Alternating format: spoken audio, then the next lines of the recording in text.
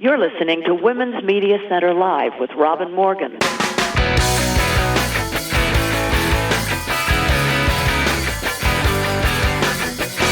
Welcome to Women's Media Center Live. I'm Robin Morgan. Well, we've had the first debate, certainly nothing like the formats we discussed last week, and we might not have any other debates since Trump has, surprise, tested positive for COVID-19. All very, how shall we say, dramatic.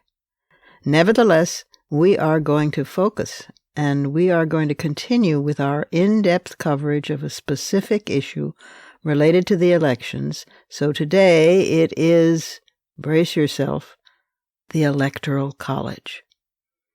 I've spent a considerable amount of hours going quietly bonkers, figuring out the controversial, unarguably arcane, somewhat Byzantine machinations of the Electoral College, which of course is neither a college nor even a place.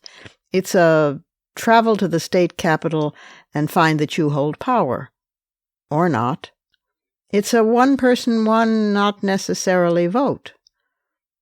Or not. Yet there are serious defenses of it, among them the intentions of the founders of this country, who, after all, were not fools, and that compels serious attention. You'll see. I hope, well, at least I've tried, to render in plain English what it does and how it does it, because that's really crucial. There have been 5 times in U.S. history where the person who became president lost the popular vote but won the electoral vote, and 2 of those times were just in the last 20 years. So we have frequency creeping up on us. Our special guest for today's conversation is a brave woman who was an elector and who yet voted her conscience, a so-called faithless elector. She'll also take us inside the process and tell us what this mysterious thing is like. Before any of that, though, and before the surrealism corner or fighting words, we need to look inside the headlines.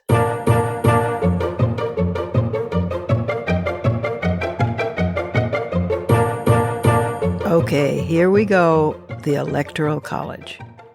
This is no time to suffer from the effect of migo. You know, my eyes glaze over. We're going to work this out, although it's going to probably take us a while. You see, most people in this country believe the one-person, one-vote myth, and they think they're actually voting directly for the president and the vice president. Of course, they're not. As prescribed by the U.S. Constitution, American presidents are not elected directly by the people, but by the people's electors. This is a republic, remember, not a democracy. The founders were terrified of mob rule, and don't forget that the French Revolution was already rumbling and about to burst into full blood. The 538-member Electoral College, a process, not a place, was created by the framers of the Constitution as a compromise to electing the president either by popular vote or by congressional vote. Of course, the founders also thought the electors would be educated, politically involved, intelligent men, and I do mean men, like themselves. Flash forward to 2020 and Donald Trump, quote, "I ran for the Electoral College. I didn't run for the popular vote," close quote. The Electoral College had critics from the very beginning. The critiques have included that it's undemocratic, that it permits the election of a candidate who doesn't win the most votes, that its winner-take-all approach in most states cancels the purpose, and it can depress voter turnout. Also, that the Electoral College was a necessity when communications were poor, literacy was low, and voters lacked information about out-of-state candidates, all of which is no longer the case, except when it is. Remember that the framers settled on this ungainly solution when the country was in its infancy, divided severely between slaveholding and free states, and it was largely agrarian. Frankly, the framers would not have been able to unite the colonies into a nation without such measures as the Electoral College. Frankly, the same might be true today. So let's go into the deep weeds for just a minute. A majority of 270 electoral votes is required to elect the president. Each state's entitled allotment of electors equals the number of members in its congressional delegations, one for each member in the House of Representatives, plus 2 for the 2 senators. Under the 23rd Amendment, the District of Columbia is allocated 3 electors and treated as if it were a state for purposes of the Electoral College. Although the congressional delegations of states can change depending on the decennial census, the senatorial 2 remain the same. And therein lies the rub, because it was clear that there was a dramatic population difference between slaveholding states and free states, and the South howled in protest. Now we'll get back to that in just a moment.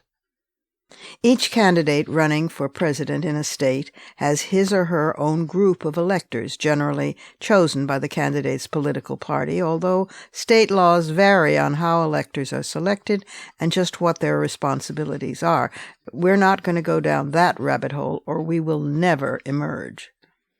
Most states have a winner-take-all system that awards all electors to the winning presidential candidate in that state. However, Maine and Nebraska each have a variation of, quote, proportional representation. Are you still with me? The electors meet on the first Monday after the second Wednesday in December, after the presidential election, and they cast their votes for president and vice president. Each state's electoral votes are counted in a joint session of Congress on January 6th. Anyone can serve as an elector, aside from members of Congress and persons holding offices of, quote, trust or profit under the Constitution. When electors assemble in their various state capitals, they're pledged and expected, not necessarily required, but directed by precedent, to vote for the candidates they represent, which has given rise to the concept of the so-called faithless elector who changes her or his vote. The 1787 Constitutional Convention considered different methods of electing the president, including direct popular election, or by Congress, by state governors, state legislatures, and by a special group of members that Congress had chosen by lot. The matter was referred to the, quote, Committee of 11 on Postponed Matters, unquote, which devised the Electoral College system. It was intended to reconcile differing state and federal interests, provide a degree of popular participation, give the less populated states some additional leverage by providing the model of senatorial electors, preserve the presidency as independent of Congress, and insulate the election process from political manipulation, thus saving it from demagogues. Well, so much for that. The structural elements of the Electoral College system remain in effect, but the 12th Amendment, ratified in 1804, replaced the original system with separate ballots for president and vice president, who had to come now from different states. This was after the election of 1800 that resulted in a bitter, bitter tie between Jefferson and Aaron Burr. By tradition, November was chosen for Election Day because the harvest was in, and farmers could take the time needed to vote. By the way, not only was this country an agrarian nation, it was also fairly observant, although the founders themselves were virtually all agnostics, atheists, and deists. So Tuesday was chosen as Election Day because it gave a full day's travel between Sunday, observed as a strict day of rest, and Election Day. Arguments for the Electoral College include the following. It contributes to the cohesiveness of the country by requiring a distribution of popular support to be elected president. It contributes to the political stability of the nation by encouraging a two-party system. It maintains a federal system of government and representation, and, ironically, it enhances the status of minority groups, because voters of even small minorities in a state might make all the difference between winning all of that state's electoral votes or not. I'd personally interject that I think that's a stretch. The same principle applies to other special interest groups like labor unions, farmers, environmentalists, etc. Last, the Electoral College has performed for more than 200 years in over 50 presidential elections, and the fact that it was originally designed to solve one set of problems, yet today serves to solve an entirely different set, is a tribute to the genius of the founders. Proposals to abolish it, though frequently put forward, have all failed, largely because the alternatives appear more problematic than the college itself. Arguments against the Electoral College include the following. It's undemocratic. The distribution of electoral votes overrepresents people in rural states. The winner-take-all mechanism reinforces a two-party system, discourages third-party or independent candidates, and restricts choices. Most of all, its origins were inextricably rooted in racism and sexism. So how did this all begin? In 1787, as the Constitution was being drafted, James Wilson of Pennsylvania proposed direct election of the president. But Virginia's James Madison worried that such a system could hurt the South, which would have been greatly outnumbered in the direct election. He was the father of the Constitution. He was actually right. The South would not have joined the Union of the States, but he was also a slaveholder himself. The populations in both North and South were about the same, yet approximately one-third of people living in the South were enslaved, thus not citizens. About 93% of the country's enslaved people were in bondage in just 5 southern states. The final solution was one that could leverage the infamous 3/5 compromise, already being used to determine how congressional seats would be apportioned. That is, to count each enslaved person as 3/5 of a person, but a non-voting person, which increased the size of the South's congressional delegation by 42%. The Electoral College followed that same formula as part of the deal with southern states to get them to join the Union. The result was that Virginia, for instance, emerged with more than a quarter of the electors needed to elect a president, while a free state like Pennsylvania got fewer electoral votes, although it had approximately the same population, except that that population, male population, was free. Madison later admitted that delegates had written the rules while impaired by, quote, the hurrying influence produced by fatigue and impatience, close quote. Well, Jim had a point. He also admitted that the Electoral College was constructed to bridge a major chasm among the states. Quote, the great division of interest in the United States did not lie between the large and small states. It lay between the northern and southern, because of their having or not having slaves. Close quote. The Constitution's pro-Southern bias was immediately evident.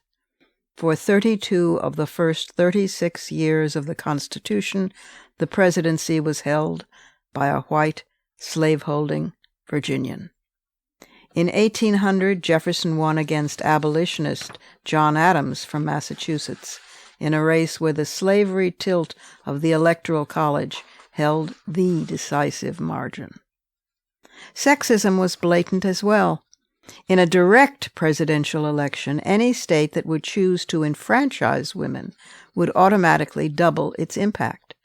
But under the Electoral College, a state had no incentive to expand suffrage, since each state got a fixed number of electoral votes, regardless of how many citizens were allowed to vote, and later on, this argument was cited against women's suffrage. As the New York Times pointed out in a November 9th editorial 20 years ago, the system was still tilting toward white Southern males. Exit polls showed George Bush won big with them and Gore won decisively among African American men and all women. And here's the thing. The wound still bleeds. More than 800 constitutional amendments to fix the Electoral College's technical problems or to abolish it have been lodged, but none have made it into law.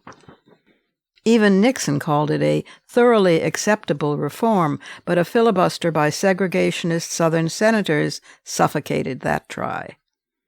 After the Civil War, the South maintained its hegemony because in the Electoral College it could maintain its population numbers, yet, through the brief Reconstruction era, then the Black Codes, then the rise of Jim Crow with its voter literacy tests and its poll taxes, the South could still bar its black citizens from the voting booth. A neat trick, having it both ways, a slavery bonus. That bonus had ensured that the nation's first 18 presidential elections delivered a slaveholder as president, vice president, or both. Only in 1860 did Abraham Lincoln's victory, due, ironically, to the Electoral College, turn things around. Population concentration of African Americans is highest in the South, yet their preferred presidential candidate is almost certain to lose their home state's electoral votes. Just not acceptable. The way out? Well, stay tuned for Fighting Words at the end of the program.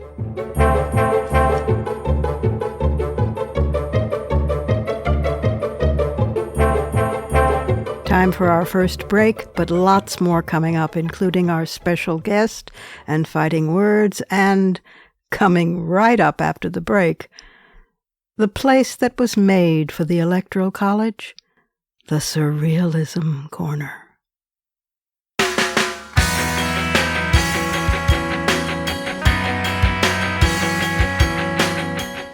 Subscribe to this program on your favorite podcast platform and leave us a review.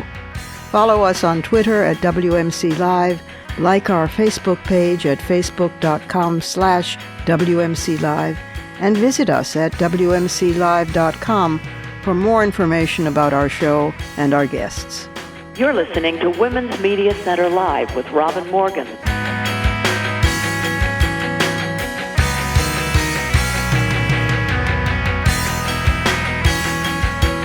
If we are examining the Electoral College, we must be in the Surrealism Corner.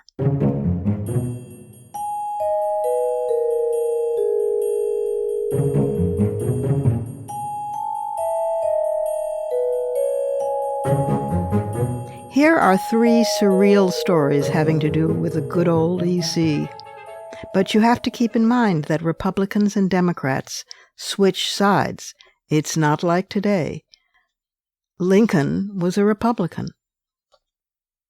Jackson was a Democrat.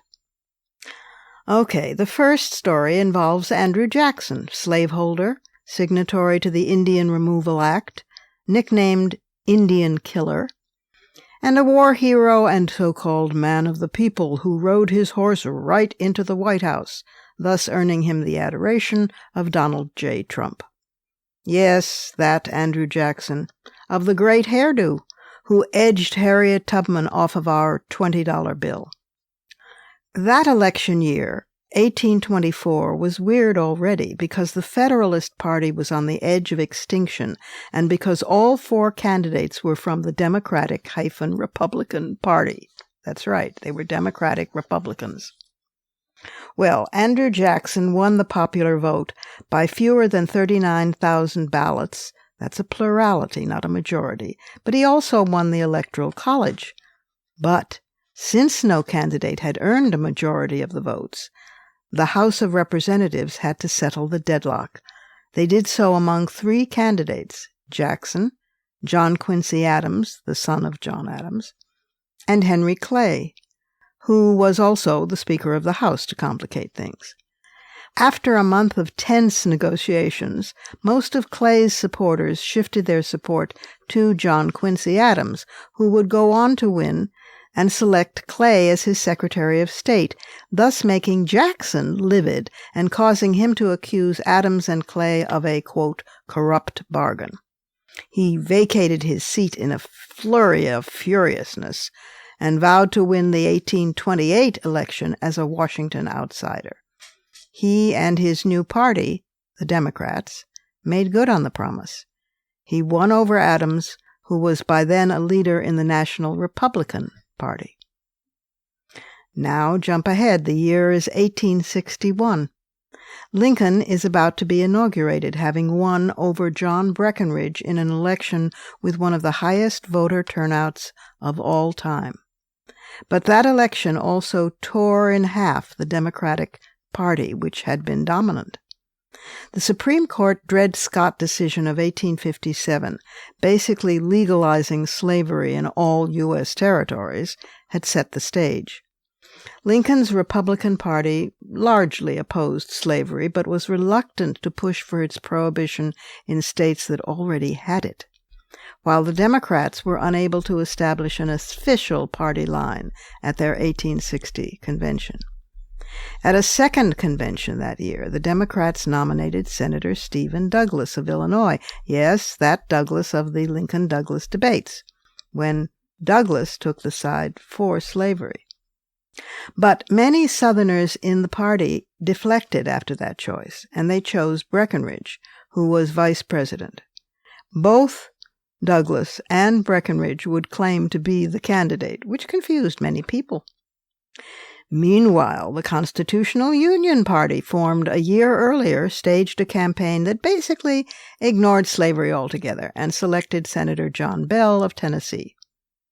The Electoral College was the key.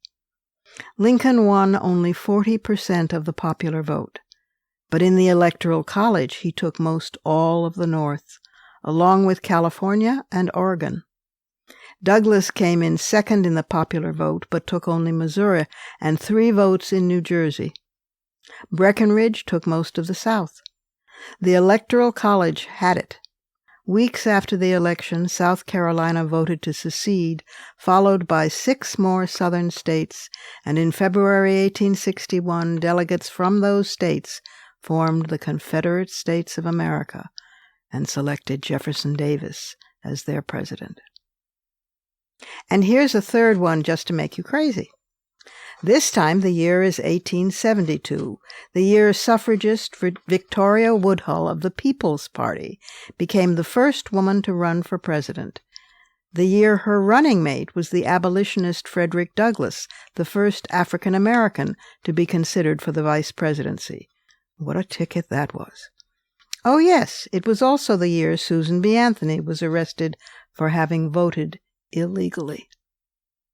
Yet another reason 1872 was weird was because one of the primary candidates never saw the final Electoral College vote.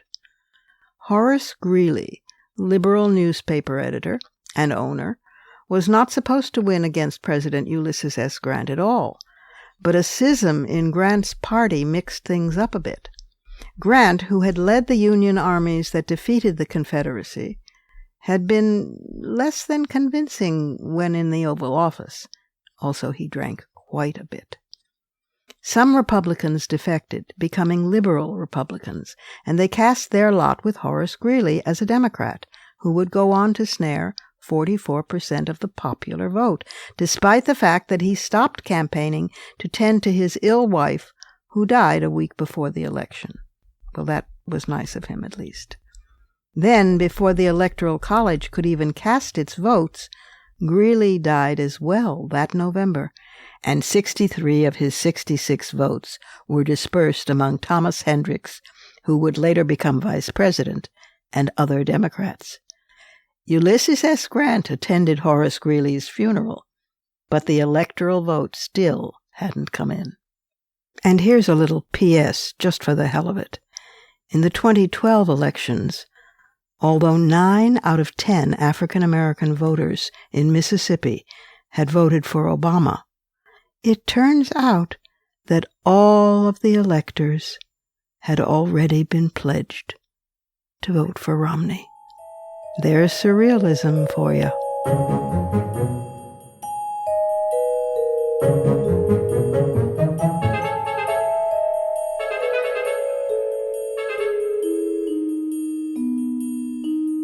It's time for another break, but we'll be back in just a moment with a woman who voted the way she thought her conscience dictated. And she was called for that a faithless elector, and fined for it. Wow. Coming right up.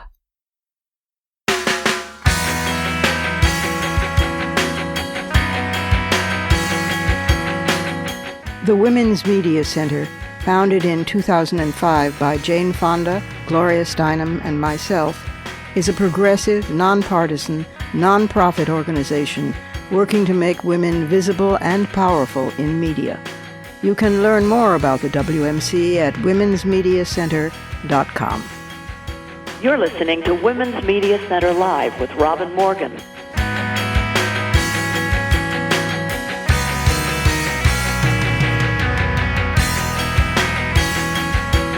My guest for today's conversation is Esther Little Dove John. She's an administrative assistant at North Seattle Friends Church. She's 65 years old and proud both of her Native American ancestry and her African American ancestry. She's acted as a community organizer in Seattle for nearly 4 decades. Her first political act was as a high school student registering voters. Since then, she's advocated for the rights of others for most of her life. And in 2016, she was an elector for Washington State. She changed her vote, thus earning the unfortunate label faithless elector, and it was a case that went all the way up to the Supreme Court. Esther Little Dove John, welcome to Women's Media Center Live. Thank you so much. Well, I am going to read a bit from the op-ed letter that you, as one of 5 signatories, wrote to the Washington Post, because I think it hopefully sums up the situation. We were each nominated by the Democratic Party to support Hillary Clinton in 2016. If she'd won the popular vote and was expected to win the electoral vote, we were eager to vote for her. We did not set out to put a presidential election on our shoulders. But while Clinton won more popular votes nationally, she was expected to lose in the Electoral College. So, faced with defeat for the candidate preferred by millions of voters in our 2 states, we decided to try something different. Working with others, I guess they were called the Hamilton electors, we asked Republican electors to consider that a clear majority of America did not want the presumptive winner of the Electoral College as President, Trump. We suggested they vote with us for a different Republican and thereby give the House of Representatives a choice. Either support the presumptive winner in the Electoral College, the outcome we thought likely, or support the winner of the popular vote, unlikely, or support a different Republican, less extreme and less hated by almost everyone in America. If 35 more Republicans had agreed with us, 2 from Texas did, then the choice of president would have been made in the House of Representatives, as the Constitution provides. We put country over party to give Congress a chance to choose. So you voted for General Colin Powell and for Vice President Maine Senator Susan Collins, both moderate, certainly Powell, a moderate Republican. I'm not so sure about Collins since she voted for Kavanaugh, but anyway, and a fourth elector voted for Faith Spotted Eagle to draw attention to the dispute over the Dakota Access Pipeline. Then all of you were fined $1,000, and you took the case. These were fines that are the very first imposed on any presidential elector in the history of the Republic, and you took it all the way up to the Supreme Court. I think it was in May that you lodged it with the Supreme Court, and do we know the results yet at all? Yes. The Supreme Court heard it in May, but we lodged it with the Supreme Court back in November of 2019. Okay. And so the Supreme Court heard it in May but has not ruled. That's right. Uh-huh. Well, they have already ruled now, but at the time that we wrote the letter, of course, they hadn't ruled. Oh, so they have ruled. They ruled against us, and we had to pay the $1,000 fine. On what grounds did they rule against you? States' rights? I don't know what the grounds were. They ruled against us. I'm not sure what the grounds were. So I'm sorry that I don't have that for you. No, that's quite all right. I mean, in your op-ed, you point out, our state's insistence that electors have to vote for the party nominee no matter what happens, that we're robots, not people, that has a major flaw lurking in plain sight. What if, God forbid, the nominee dies after the popular vote and before the Electoral College? Well, actually, that happened in 1872 with Horace Greeley. He died before the Electoral College had voted, in between the vote and and this was in the race against Ulysses Grant. And they just cavalierly apportioned what would have been his votes among the members of his party. They didn't check with anybody. They just arbitrarily made up their minds to sort of, go do that.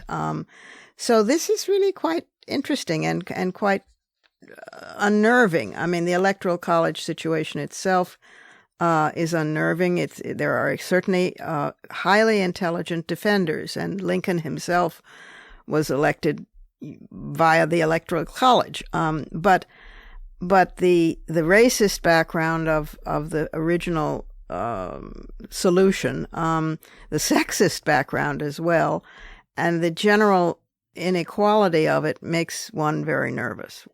When I was chosen to be on the Electoral College, I was honored to be chosen because I had always, well, not always, I'd learned since the 8th grade that the Electoral College is meant to keep this country from making a terrible mistake. Right. And I thought, since I was on the Electoral College, I would be able to head off the country from doing something terrible. And so demagoguery. That's right. Yeah. And so in this case, we tried to head off the country from doing the demagoguery thing, and it was thwarted by the Republicans who went all in for Trump. Yeah. And so I think that since the Electoral College does not have the right to, well, it was ruled by the Supreme Court that the Electoral College doesn't have the right to try to head off a disaster. I think that the Electoral College should be dissolved, and it should not be used as the decider of who's the president of the United States. Well, the framers, of course, thought that these would be highly educated, wise men. I do say that with a tongue in cheek. Yeah, right. Yeah, right. I mean, I would rather say highly educated and wise women, but never mind.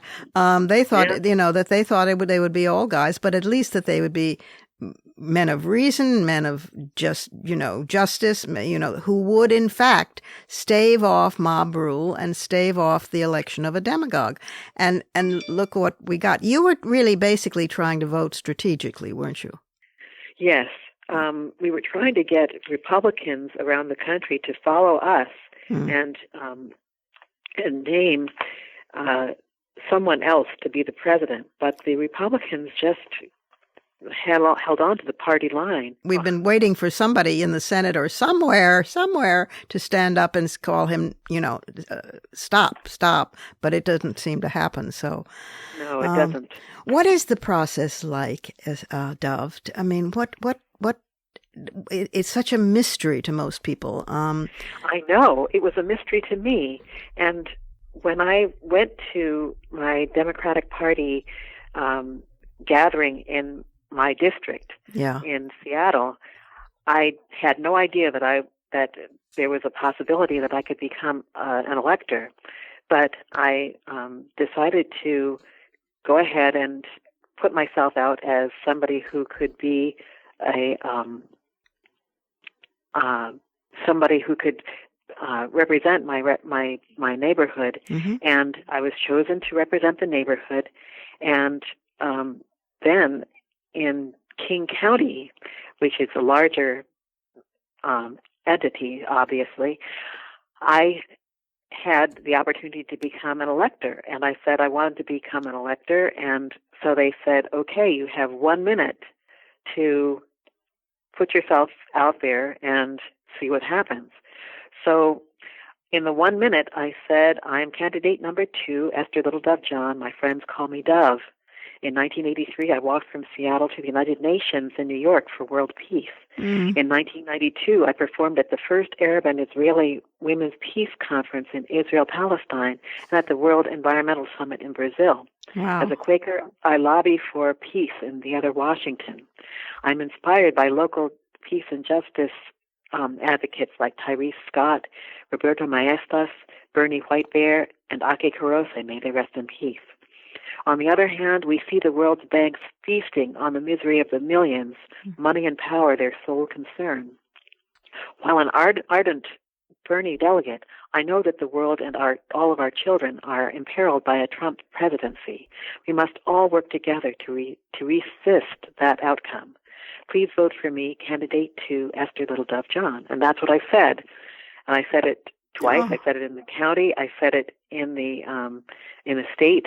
And they chose me to be the elector. Well, no wonder. No wonder you almost brought me to tears. I mean, oh, thank you. No, it's lovely. So they chose you. So then what happens? Then you go to the state capitol. You go to what happens? Well, I wrote a little blog about it, and I was going through all kinds of turmoil during the time that we had to wait because we had to wait until December 19th, I think it was, to cast our votes. And my house was being demolished because I'm a poor person, and they demolish poor people's houses. Oh. And I was looking for a job at the time, and there was so much confusion around that time. Wow. So, but at that time, I did research about the Electoral College and learned all I could about it. And so what happened was that come December, well, it must have been December 18th or 19th, we went to Olympia, the state capitol. This is in 2016. That was in 2016. Right. Okay. So you go to Olympia. Yeah, and I decided to reach out to my Republican counterparts, and just one showed up. It was just the person who was my counterpart in my district, and she went with me to Olympia. And yeah, so we went to Olympia. We sat in one of the rooms in the state capitol building, and we were asked to write our preference for president, and we were supposed to write Hillary Clinton, but Brett Chaffalo and Levi Guerra and I decided that we would write Colin Powell in as president, and we each had different people that we chose for vice president. I see. Yeah, and we were hoping that Republicans would follow us, but they didn't. So we wrote our choices down. We passed in the piece of paper, and then, sure enough, probably a month later, we got a letter saying we were going to be charged $1,000 for not having made the choice that we were supposed to make. Yeah. And so that's how you became a quote, so-called faithless elector. Yes. Right. Oh, my God, my God, my God. So you've taken it as far as the Supreme Court. Supreme Court ruled against you, and that ends up being that, I guess. Yes, I suppose so. Of the 20th, you wrote in your op-ed of the 23,507 electoral votes for president in the history of the United States, exactly one, uno, has been cast by an elector who switched sides. There's a doorbell. And I know. That's all right. We'll ignore it. And even he was switching sides to recognize the actual majority vote in his state improperly counted when he was appointed. So it's hardly as if this is a common occurrence, although it is true that I think the presidential election has been thrown into the college 5 times in the history of the country, and 2 of those times have been in the last 20 years. So it seems to be happening more with greater frequency, which is nervous-making, to say the least. That's right. Yeah. Yeah. So you had to pay the $1,000, and you're stuck. Well, yeah, but you know what? No, what? My high school sweetheart paid the $1,000 for me. James Kenneth Galbraith was my high school sweetheart, and he was outraged that they should override what we did, and actually that they charged us, and he paid it for me. So that was very fortunate for me. That's lovely. People acting like, grown-ups. I mean, like like people. Well, I am enormously grateful to you for sharing your story. It seems simple once you got to the state capitol, but it didn't turn out so simply. It got complicated afterwards, yes. It got very complicated afterwards. And given what you were trying to stop, I mean, I think we were all running around at that point. I was trying to think of, ways in which it wouldn't get thrown into the Electoral College, or ways in which it could be. This was before we, of course, even knew that Russia was not meddling, but sabotaging. Gosh. And so we didn't know what we were,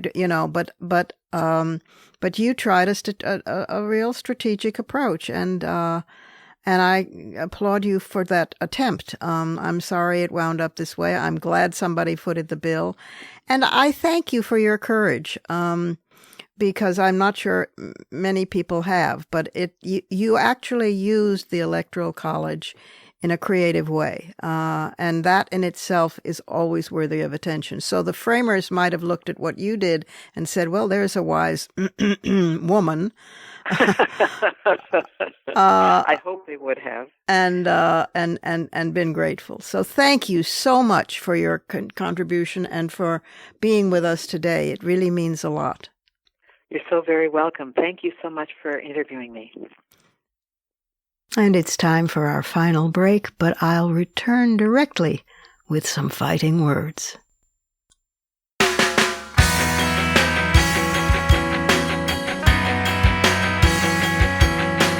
For the smartest talk about news, politics, sex, books, religion, race, and more, it's Women's Media Center Live with Robin Morgan. Audacious, witty, provocative, informative, and fun. It's Women's Media Center Live with Robin Morgan. Talk radio with a brain. Incremental change are two maddening words, but they're also fighting words.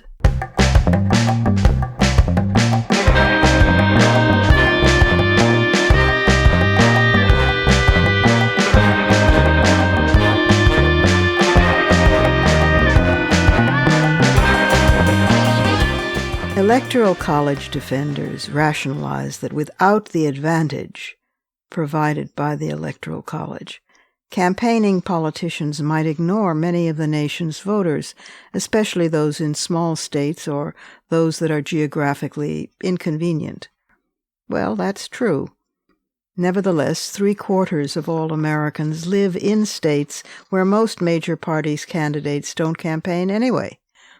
Besides, that argument is an ethical rat's nest.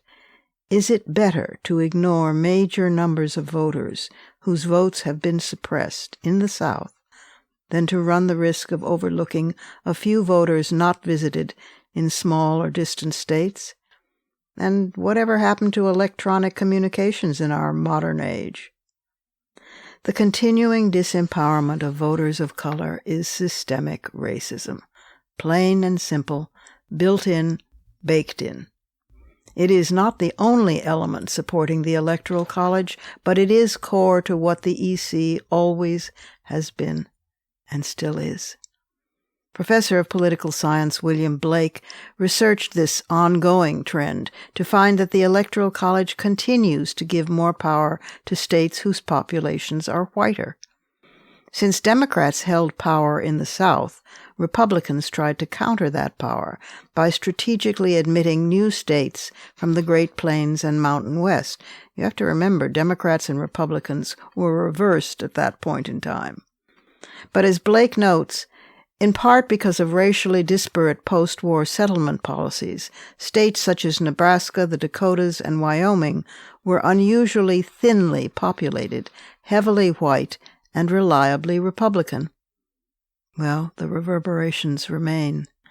Today, the college in effect dilutes African American, Latinx, and Asian American voters because they live disproportionately in highly populated states, like, say, California, which hold less power per capita in the Electoral College than, say, Wyoming. So it's heads, white wins, tails, voters of color lose. Are you still with me? This does bring us to a few of the many proposed ways out of this mess. One is the clever workaround called the National Popular Vote Interstate Compact. 15 states and Washington, D.C. have passed bills pledging to cast their electoral votes for the presidential candidate who wins the most votes nationally. Maryland, New Jersey, Illinois, Hawaii, Washington State, Massachusetts, Washington, D.C., Vermont, California, Rhode Island, New York, Connecticut, Colorado, Delaware, New Mexico, and Oregon. In this compact, the jurisdictions currently hold 196 electoral votes among them, 74 short of the 270 needed to bring the compact into effect. This would guarantee that the candidate who wins the largest number of votes in the country, not just the battleground or swing states, wins the college. If the national popular vote plan succeeds, that would not fix every problem, like winner-take-all voting, but it would address the most painful wound. Stephen Call, in a thoughtful article in The New Yorker, points out that, to be fair, quote, the case made by supporters of the Electoral College also relies on the foundation of federalism in the American experiment. Some who favor the status quo fear that a nationalized presidential vote would also nationalize American politics and undermine states. In fact, the constitutional powers of state governments and the role of the Senate, whose membership advantages small states over large ones, would, among many continuing features of federalism, ensure that the United States remains a consensus democracy. Close quote. This project has been supported by editorials in the New York Times, the Chicago Sun-Times, the Los Angeles Times, the Boston Globe, and the Minneapolis Star-Tribune. A collection of readings, pro and con, has been assembled by the League of Women Voters. The closest the U.S. has come to actually abolishing the Electoral College occurred during the 91st Congress, that's between 1969 and 71. That was the Bay-Seller Amendment that would have replaced the Electoral College with a simpler two-round system based on the national popular vote. Southern senators and conservatives from small states, Democrat and Republican, shut that one down. In 2016, Senator Barbara Boxer of California introduced a proposal to provide for direct popular election, co-sponsored by Representative Steve Cohen of Tennessee in the House. Got nowhere. Other creative proposals include instituting a tax difference between the states. If the Electoral College is to stay as it is, overrepresenting sparsely populated and smaller states, and since those states benefit greatly from the taxes of more populous states with urban centers, why not then reduce taxes on the more populous states? I can see this one not even making it into committee given the tax laws. Look, as things now stand, no small or less populous state will ever be willing to voluntarily give up power. Indeed, to even raise it invites arguments about federalism versus states' rights, urban versus rural, not to mention Democrat versus Republican. And those who might even consider it will argue the slippery slope defense. Why, then you might as well do away with the 2 senators and just go with proportional representation in Congress all round. But none of that ought to mean that we should not keep trying. It's never an all-or-nothing game. It's about incremental change. Time may be the ultimate healer of this still suppurating wound, That is, if we have the time, given the crisis in climate. The demographics of the American South are changing, as are those of the entire country. Fortunately, we're getting more diverse. Georgia is now teetering on the edge, and one day its electors will vote the way its actual population does. The same can be said for Texas, although that may take 20 years. Perhaps the time clock can be sped up as more young people take to the streets for Black Lives Matter and to fight systemic racism and systemic sexism. But first we have to get through this backlash and this election this November. And that is anxiety-provoking enough. Those are my fighting words. Add yours on Twitter and remember to tag us at WMC Live and use the hashtag #FightingWords.